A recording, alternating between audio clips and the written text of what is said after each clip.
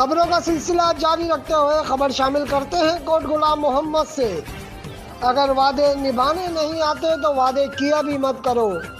کوٹ غلام محمد میں آٹے کا بحران شدت اختیار کر چکا ہے۔ عوام 1 کلو آٹا 150 روپے کلو خریدنے پر مجبور، جبکہ اسسٹنٹ کمشنر مختار کار کوٹ غلام محمد کے دعوے دھرے کے دھرے رہ گئے۔ انتظامیہ نے کئی دکانداروں کو سستے آٹے کے اسٹال لگانے کے لیے آٹا مہیا کرنے کا وعدہ کیا، لیکن ان کے وعدے صرف وعدے ہی رہ گئے اور 2 روز بعد 2 یا 3 دکانوں کو 150 بیگ 10 کلو کے مہیا کیے، جو کہ اونٹ کے منہ میں زیرے کے برابر ہے۔ کوٹ غلام محمد کی آبادی 40,000 افراد سے بھی زائد پر مشتمل ہے، جس میں روز دیہڑی دار مزدور ہزاروں کی تعداد میں موجود ہیں۔ سستے آٹے کی گاڑی کو دیکھ کر سینکڑوں لوگ قطار لگا کر کھڑے ہو جاتے ہیں، جن میں خواتین کی بھی ایک بڑی تعداد موجود ہوتی ہے، لیکن قطار میں لگے عوام میں چند کو بمشکل اسٹال سے سستا آٹا مہیا ہوتا ہے اور باقی لوگ 2-3 گھنٹے قطار میں لگے رہنے کے باوجود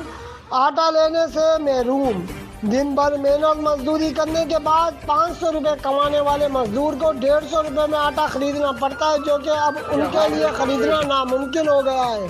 اس سلسلے میں سینکڑوں افراد نے احتجاج بھی کیا ہے، لیکن انتظامیہ خاموش تماشائی بنی ہوئی ہے اور عوام آٹے کے لیے ترس رہی ہے۔ عبدالرشید سامری، آزاد ریاست نیوز، کوٹ غلام محمد۔